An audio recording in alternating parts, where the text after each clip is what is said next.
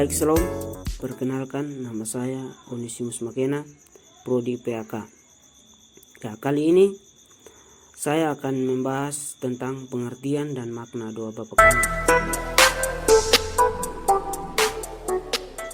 Doa Bapa Kami yang Tuhan Yesus ajarkan pada waktu itu, kita bisa lihat di dalam Alkitab Matius pasal 6 ayat 9 sampai 13. Langsung saja.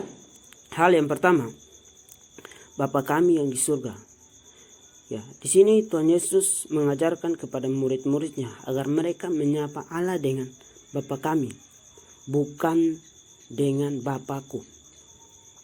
Bapa Kami merupakan ungkapan kebersamaan bahwa umat percaya mempunyai Bapa yang sama, Bapa yang satu, yaitu Bapa yang di surga.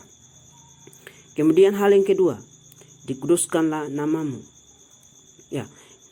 Menguduskan nama Allah berarti tidak mengubah Allah menjadi seperti yang kita kehendaki atau kita inginkan, tetapi justru kita yang tunduk kepada Allah. Allah bebas menentukan apa yang Dia kehendaki. Jadi bukan kita yang menentukan.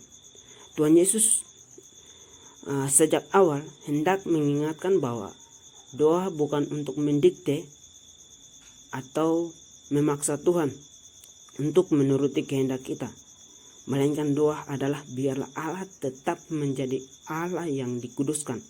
Artinya Allah yang bertindak sesuai dengan kehendaknya sendiri. Kemudian di hal yang ketiga, datanglah kerajaanmu, jadilah kehendakmu di bumi seperti di surga. Berbicara tentang kerajaan, Allah merupakan keadaan di mana Allah itu hadir dan memerintah di sana. Kerajaan Allah sudah datang, yaitu pada saat Yesus hadir di dunia dan akan datang. Artinya kerajaan Allah yang sudah datang belum dinyatakan secara sempurna, masih terus-menerus menuju kepada kesempurnaan sampai Yesus datang yang kedua kalinya.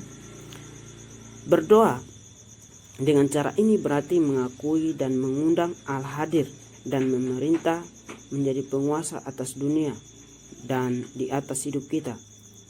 Allah yang hadir sebagai penguasa juga berarti Allah yang hendaknya menjadi di dunia sebagaimana juga terjadi di surga. Kemudian di hal yang keempat, berikanlah kami pada hari ini makanan kami yang secukupnya. Permintaan yang diajarkan Tuhan menyangkut kebutuhan pokok manusia. Kebutuhan yang paling pokok ialah makanan. Permohonan kebutuhan pokok tersebut diminta untuk hari ini, cukup untuk 1 hari ini, bukan untuk 1 tahun. Tuhan Yesus mengajarkan kita bahwa kita bergantung sepenuhnya kepada pemeliharaan Allah. Permohonan akan kebutuhan tersebut diminta secukupnya, sewajarnya, tidak berlimpah-limpah berdasarkan keserakahan atau keinginan dan kemauan kita. Hal ini dimaksudkan agar kita tetap mengingat orang lain, agar berkat Tuhan juga untuk orang lain, bukan hanya untuk diri kita sendiri atau kepentingan diri kita sendiri.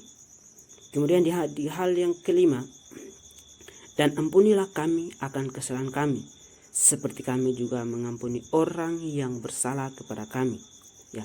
Bagian doa ini sering merupakan hal yang paling berat bagi kita. Dalam kalimat ini, Tuhan mengajarkan kepada kita agar kita meminta Bapa mengampuni kita seperti kita mengampuni orang yang bersalah kepada kita.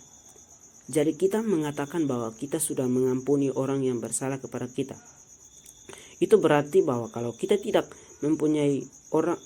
mengampuni orang yang bersalah kepada kita, Bapa juga tidak akan mengampuni kita. Kemudian di hal yang keenam, dan janganlah membawa kami ke dalam pencobaan, tetap lepaskanlah kami daripada yang jahat. Bagian ini mempunyai arti ganda atau dua hal. Di satu pihak kita minta agar Bapa tidak membawa kita ke dalam pencobaan. Itu berarti kita belum masuk ke dalam pencobaan.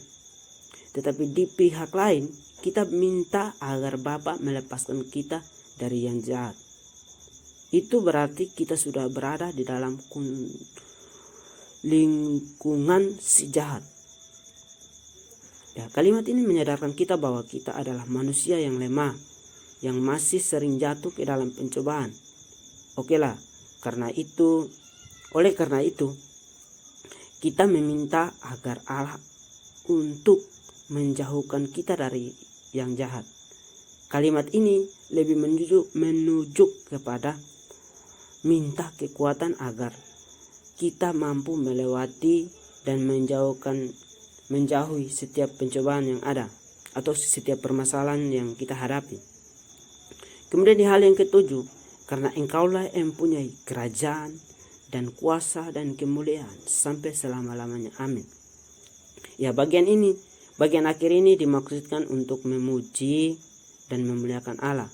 Hanya Dialah yang mempunyai kerajaan, yaitu Tuhan sendiri yang mempunyai kerajaan, kuasa dan kemuliaan. Dan bagi Dialah segala sesuatu ditujukan. Kata amin berarti sungguh dan benar. Ya, kita meyakinkan apa yang telah kita doakan. Kita kehendaki mengatakan bahwa kita berdoa dengan sungguh-sungguh, dan apa yang kita sudah doakan itu benar adanya. Kita juga yakin Tuhan mendengarkan doa-doa kita. Oleh karena itu, setiap apa yang kita lakukan, kita tetap mengandalkan Tuhan dan kita teruslah berdoa dan berharap kepada Tuhan. Ini sekian dari video saya. Biarlah bermanfaat buat kita semua. Shalom. Tuhan Yesus memberkati.